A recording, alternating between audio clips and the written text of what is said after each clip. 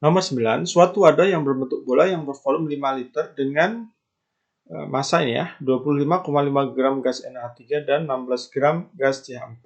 Jika diketahui R-nya 0,082, ARH, C, dan N-nya sekian, tekanan campuran gas tersebut pada suhu 75 derajat Celcius adalah, jadi saya gambar dulu nih bolanya. Ini bolanya, oke ya. Nah, ini volumenya di soal bilang 5 liter. Di dalam bola ini ada NH3 nih. Jadi ini 25,5 gram gas NH3. Kemudian ada lagi 16 gram gas CH4 nih. Oke. Kemudian R-nya 0,082. R itu tetapan dissosiasi gas ya. Kemudian suhunya ada lagi di soal 75 derajat Celcius. Yang ditanya di soal adalah tekanan. Jadi kalau ada rumus gas kayak gini, posisi gas kayak gini, kita pakai aja PV/RT. P kali V sama dengan N dikali R dikali T. P-nya dicari, volumenya ada 5, molnya. Mol di dalam bola ini kan ada si NH3 sama CH4, nih kita jumlahin aja. Berarti mol NH3 itu gram per ml, 25,5 per 17 ditambah molnya si CH4 ya, 16 per ml CH4 nih, 12 tambah 4, 16. Nah, dikali R 0,082 dikali T 75 plus 273. Nah, sekarang kita hitung P kali 5 kurung 25,5 bagi 17. Ini 1,5 nih, 1,5 ditambah 1 dikali 0,082 dikali 75 plus 273, 348 ya, 348. Oke, berarti P dikali 5 sama dengan ini 2,5 ya, 2,5 dikali 0,082 dikali 348. Dicoret aja nih, set, tinggal 2, coret sama ini. Ini berarti 348 bagi 2, 174 ya. Maka P-nya nanti sama dengan 0,082 dikali 174. Maka tekanannya bola sama dengan, kita kali aja ini nanti hasilnya adalah 14,268 atm. Oke, berarti ini jawabannya adalah yang ini. Oke, soal nomor 10. Suatu larutan penyangga dibuat dengan mencampurkan 25 mili HNO2 0,25 M dengan 25 mili NaNO2 0,5 M. Jadi ini udah buffer, kemudian ditambahkan, jadi buffer ini ditambahkan 10 mili NaOH nih 0,25 M. Maka pertanyaan adalah konsentrasi ion NO2- setelah penambahan basa. Jadi ini kan udah buffer, jadi saya gambar ya biar gampang.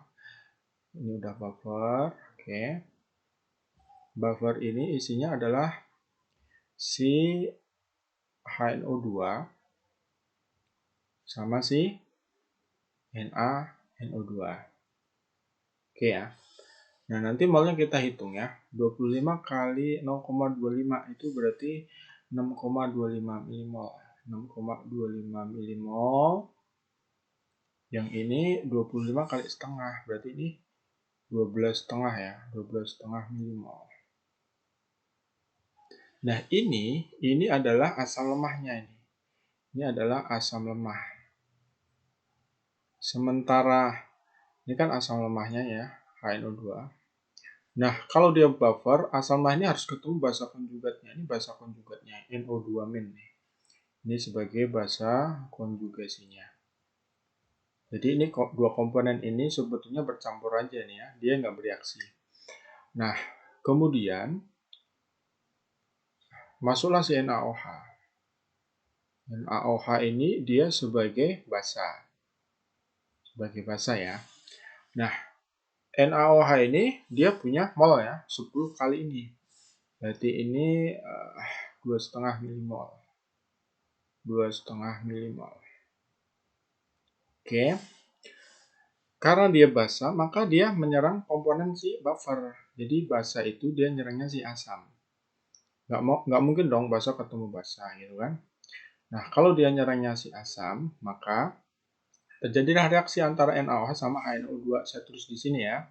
Jadi ada HNO2 ditambah NaOH, tadi yang dimasukkan tadi, menjadi NaNO2 plus H2O. Plus ya konsepnya, ini ketemu ini dulu, MRS. Mula-mula reaksi sisa. Nah, nanti terjadi reaksi, ini berkurang, ini bertambah. Nah, kemudian molnya kita masukkan, nih 6,25, 6,25, NaOH-nya 2,5. Ini belum ada ya, ini bukan molnya ini loh ya. Mol NaNO2 ini adalah terbentuk setelah ini sama ini ketemu dulu nih. Nah, itu berarti ini 2,5, ini habis, ini pembatasnya, bawa ke kiri, 2,5, 2,5, 2,5, 2,5, 2,5. Ini 3,75 ya, milimol ya, milimol, ini juga milimol, ini juga milimol. Oke. Nah, pertanyaan itu adalah konsentrasi ion NO2- setelah penambahan basa. Jadi setelah basa masuk itu NO2- ada berapa? Nah, perlu kita ketahui bahwa NO2- bisa aja dari sini ya. Emang dari sini ya. Dari sini atau dari sini. Nah, karena dia ini adalah asam lemah. Asam lemah itu kan punya Ka nih, maka yang terion nanti sedikit ya. Jadi ini diabaikan. Diabaikan. Jadi NO2- dari HNO2 itu diabaikan. Anggap aja konsentrasi itu semuanya berasal dari NaNO2 hasil reaksi dari HNO2 sama NaOH. Nah, ini di reaksi pertama ya. Ini kondisi 1 lah, kondisi A dulu deh. Kondisi 1 nih, kondisi A itu ini ketemu ini. Nah, NO2 itu bisa masih ada kan tadi di larutan sebagai NaNO2 ya, di kondisi B. Kondisi B itu yang ini. Ini kondisi B, ini kondisi A tadi. Oke, nah sekarang yang B-nya akan saya uraikan. Berarti NaNO2 ini terion menjadi Na plus ditambah NO2- gitu.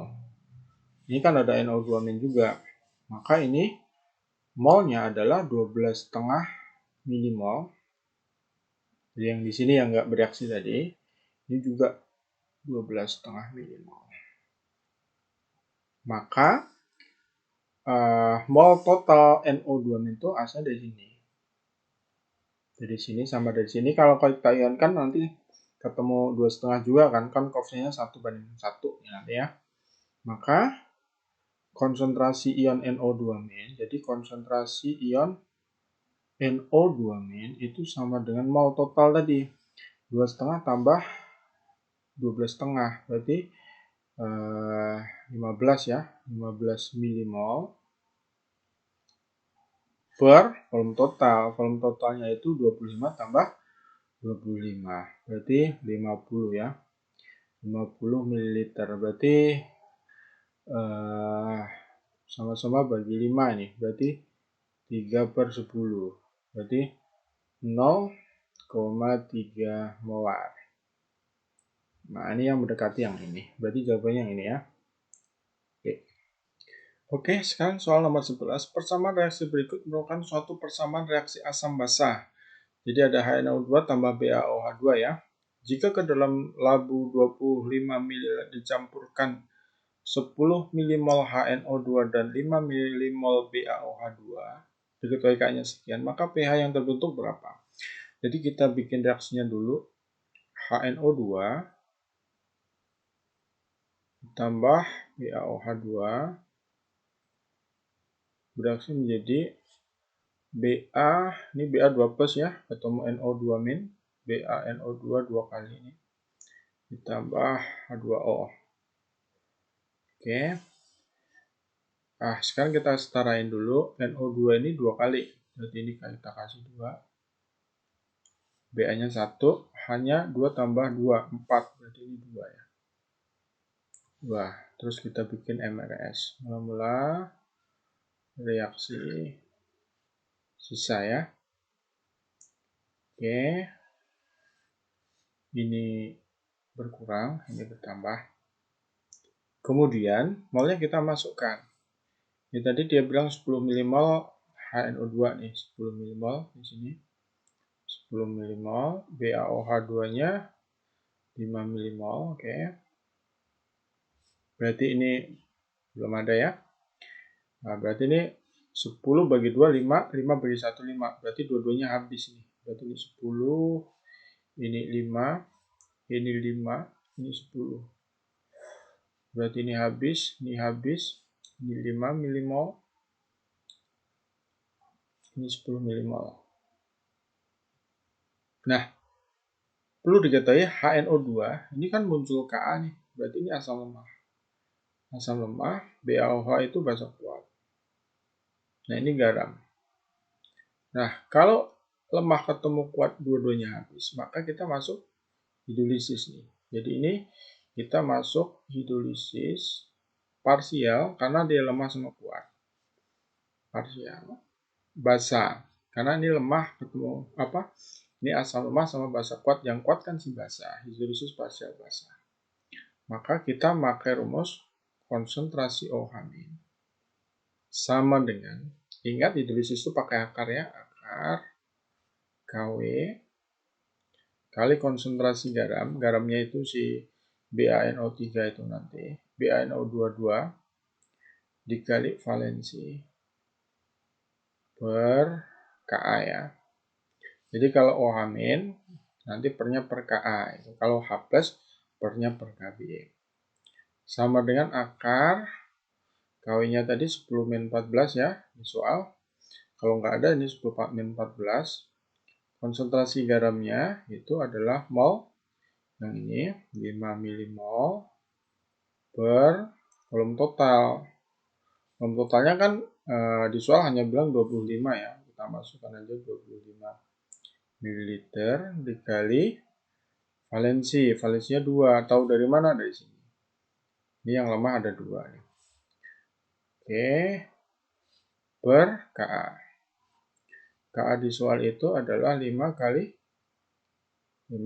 10 pangkat min 4. Maka ini sama dengan akar, ini 10 pangkat min 14, dikali, ini 5 per 25, berarti 1/5 ya, 0,2 kali 2, berarti 0,4, per, ini 5 kali 10 pangkat min 4 ya, sama dengan ini akar, ini 4 kali 10 pangkat min 15, kita bikin begini biar gampang, ini 5 kali 10 pangkat min 4.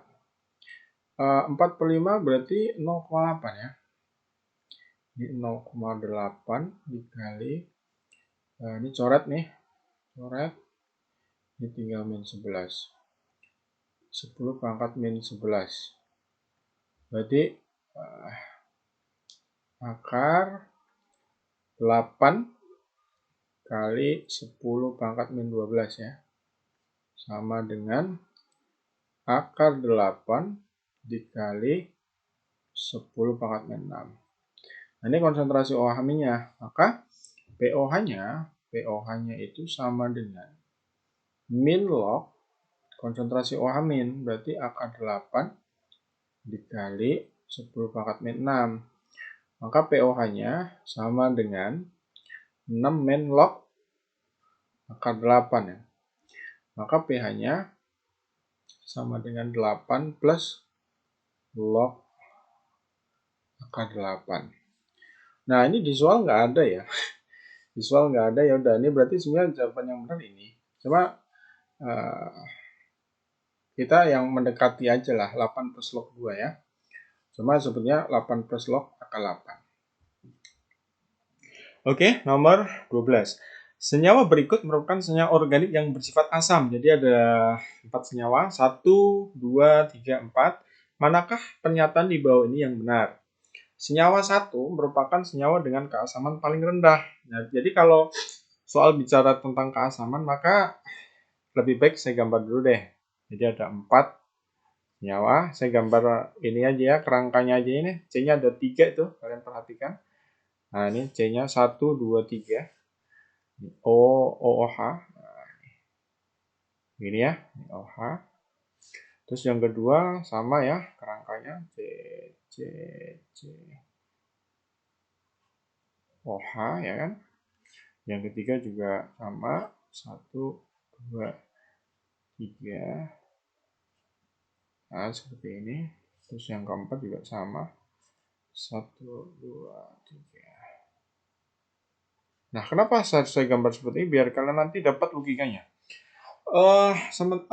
Kemudian senyawa 1 ini ada atom fluorin nih, ada atom F di sini. F, yang kedua ada Cl di sini. Cl. Kemudian ini Br di sini. Kemudian yang data 4 itu senyawa 4 ada F-nya di sini. Oke. Nah, asam itu yang mana sih? Asam itu yang ini. Ini H+. Nanti kalau terian jadi H+. Nah, semakin dia mudah lepas, maka dia semakin asam. Semakin dia mudah lepas H+, maka dia semakin asam. Nah, konsepnya seperti ini. Kalau ini ada F, F itu kan unsur paling elektronegatif ya. Paling elektronegatif itu artinya apa? Paling mudah menarik elektron, paling kuat menarik elektron. Jadi kalau dia golongan 7A, 7A itu ada F, Cl, Br, I.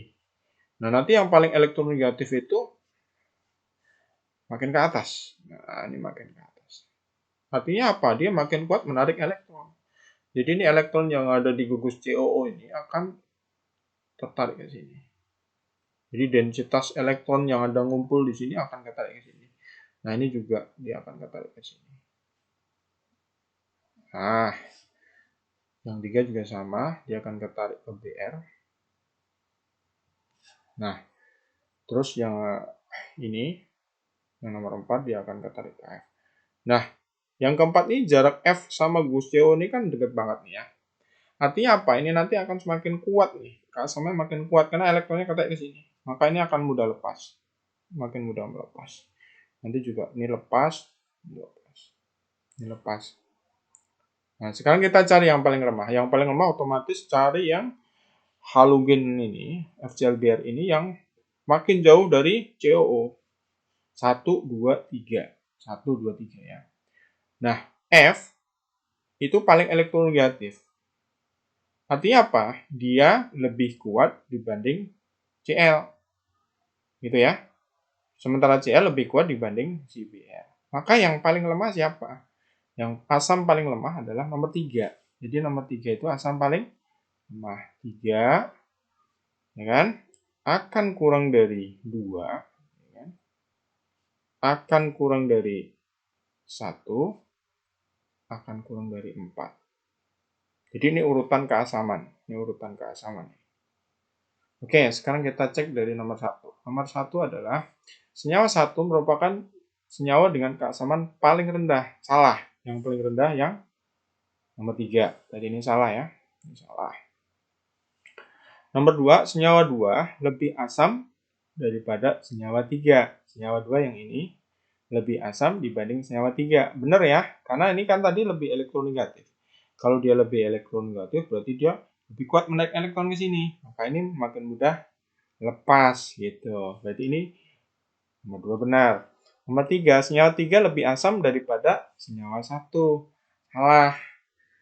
Harusnya lebih asam senyawa 1. Ini salah ya. Kemudian nomor 4, senyawa 4 merupakan senyawa dengan keasaman paling tinggi. Benar. Kenapa? Karena F tadi semakin dekat dengan gugus COO ini. Kalau dia makin dekat, otomatis elektron ketarik ke sini nih. Ini makin mudah lepas. Berarti ini jawabannya adalah 2 dan 4. 2 dan 4 adalah C. Berarti ini 12 jawaban yang benar adalah C. Oke, soal nomor 13. Berikut ini merupakan data potensial elektroda standar dari CD, AG, MN, dan nilainya sekian. Berdasarkan data tersebut, reaksi yang berjalan spontan adalah, reaksi berjalan spontan itu kalau E0 selnya bernilai positif. Jadi E0 sel kalau bernilai positif dia spontan. Kalau E0 sel bernilai negatif, maka dia tidak spontan. Nah, E0 sendiri adalah E0 sel sendiri itu rumusnya adalah E0 reduksi dikurang E0 oksidasi. Oke, jadi ini rumusnya. Ini tadi spontan. Ini tidak spontan.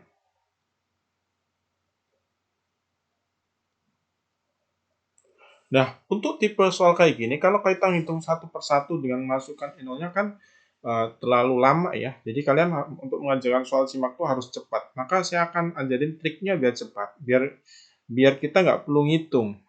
Jadi langkahnya adalah kalian hanya perlu mengurutkan data E0 tadi. Ya, ini kan ada data-data nilai E0 ya. Nah, kita urutkan dari yang paling kecil ke paling besar aja. Yang paling kecil kan minus 1,185 nih milik MN. Taruh di sini si MN. Ya. Kemudian si CD, kadmium. Ini CD. Nah, kalian tulisnya yang sebelah kanan ya. Kemudian AG. Nah, taruh di sini. AG. Nah, konsepnya semakin ke kanan, maka dia mudah ngalamin reduksi. Jadi ini mudah reduksi. Kalau semakin ke kiri, berarti dia semakin mudah oksidasi. Nah, sekarang kita akan cek satu persatu. Dari pernyataan pertama, Mn beloknya 0 nih, beloknya 0 ke plus 2. Ini berarti oksidasi. Ini oksidasi. Kemudian si CD dari plus 2 ke 0. Beloknya dari plus 2 ke 0 ini ngalamin reduksi. Maka kita bikin garis. Kita bikin garis ya. Nah, sekarang kita tata nih.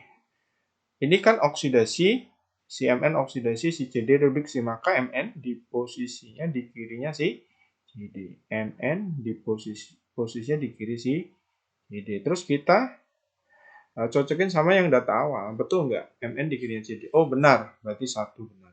1 benar pasti 3 benar. Gitu ya. 1 benar, 3 pasti benar. Sekarang kita cek nomor 2. Nomor 2 yang ngalamin oksidasi adalah si AG. Ini AG, lihat beloknya 0 ke plus 1. Oksidasi. Kemudian si Mn itu dari plus 2 ke 0. Jadi berarti ini ngalamin reduksi. Terus kita bikin garis lagi. Karena yang namanya oksidasi si AG, maka AG di kirinya si siapa tadi? AG di kirinya si Mn. Nah, gitu. Nah, terus kita cocokin. Nah, ternyata kebalik.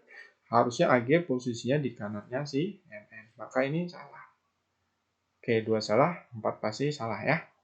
Maka jawaban yang benar adalah 1 dan 3. 1 dan 3 adalah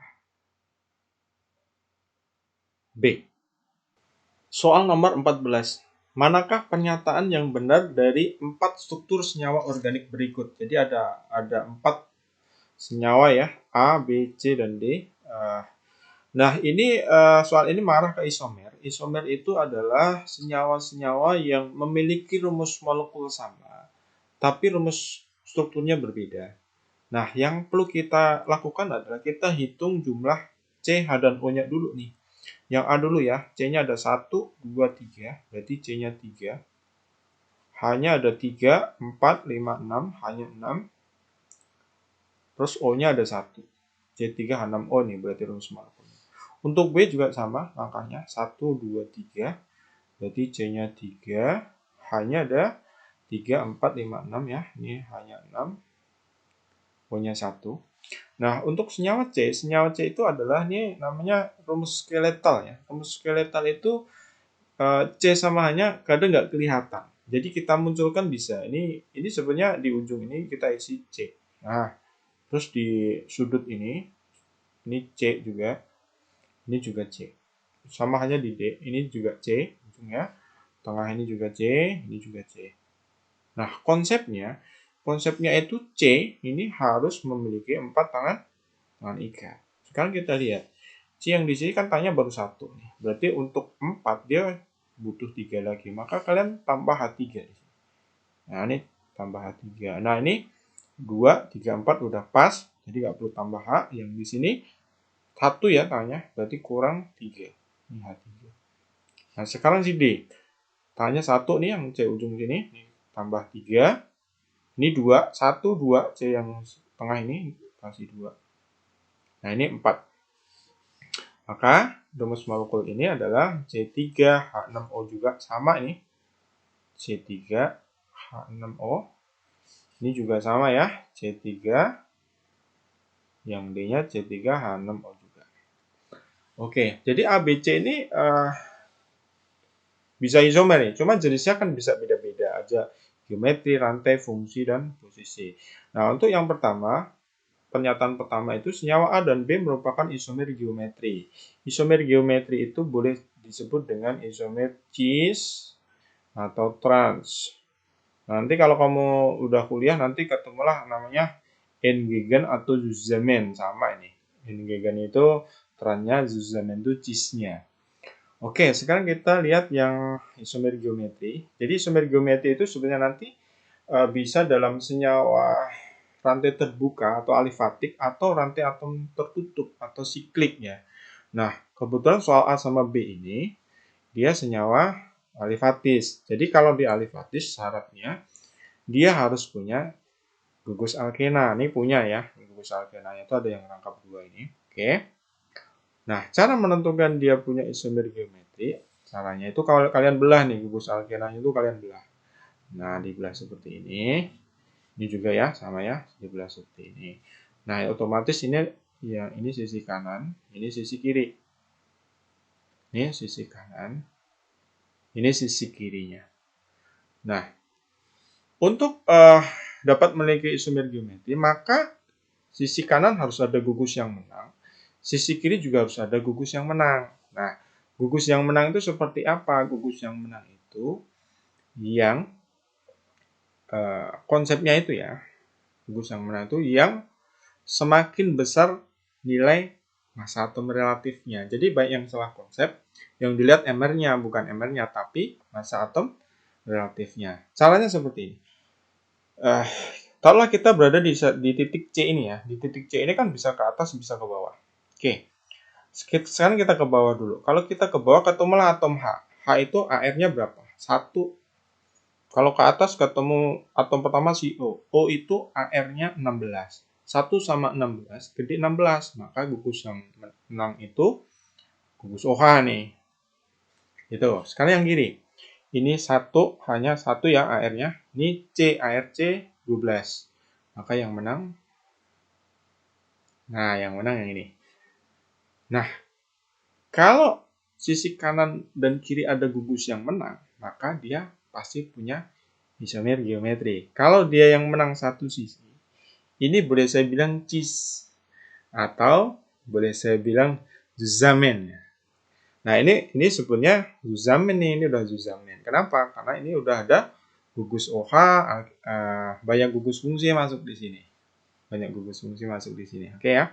Zusammen 1 propanol namanya. Zusammen 1 propanol. Kenapa saya bilang 1 propanol? Karena ada gugus ena sama gugus OH di C nomor 1. C nomor 1-nya di sini. Ini rantai utamanya di sini nih. Nah, ini rantai utamanya di sini. Set ini. Ini kan ada 3 nih. Posisi nomor 1-nya di sini. 1, ini 2, ini 3. 1 propanol. Zuzamen itu tadi gugus yang menang tadi satu sisi. Nah, kemudian yang sisi kiri ini sama ya. O sama H menang O tadi. Ini berarti yang gugus yang menang OH. Di sini sama ya, di CH3. Nah, karena dia berseberangan, maka saya bilang N-gegen E. N-gegen 1 propanol. Ya 1 propanol. Oke. Berarti ini nomor 1 pernyataan 1 benar. Dia punya geometri. 1 benar, 3 pasti benar. C dan D isomer fungsi. Nah, sekarang kita cek dulu nih. C ini kan gugus keton CO. Kalian ingat ya, gugus keton tuh di tengahnya ada gugus CO. Ini keton. Nah, kalau ini COH. COH itu gugus aldehid. Ini gugus aldehid. Jadi betul dong, C sama D, dia rumus molekulnya sama, cuma gugus fungsinya berbeda. Satu keton, satunya aldehid. Sekarang nomor 2. A dan C adalah isomer rantai. Salah. Isomer rantai itu isomer yang disebabkan oleh perbedaan rantai atom karbon. Jadi jumlah rantai atom karbonnya yang berbeda. Ini bukan karena perbedaan rantai atom karbonnya, tapi ini gugus fungsinya ya. Berarti ini salah. 2 salah, 4 pasti salah. Jadi jawabannya 1 dan 3. 1 dan 3 itu adalah B. Soal nomor 15, soal terakhir ya. Spesies yang terdapat dalam larutan amonium bromida dalam air adalah amonium bromida itu NH4Br. NH4Br larutan. Dia triion sempurna dalam air ya. Jadi dia akan membentuk NH4+ Aki larutan aqueous plus Br-. Nah, perlu kalian ingat bahwa NH4+ ini kan asalnya dari NH4OH. NH4OH itu adalah basa lemah. Maka NH4+ ini dapat mengalami hidrolisis. Oke. Sementara Br- itu asalnya dari HBr. HBr itu dari asam kuat. Berarti dia tidak terhidrolisis.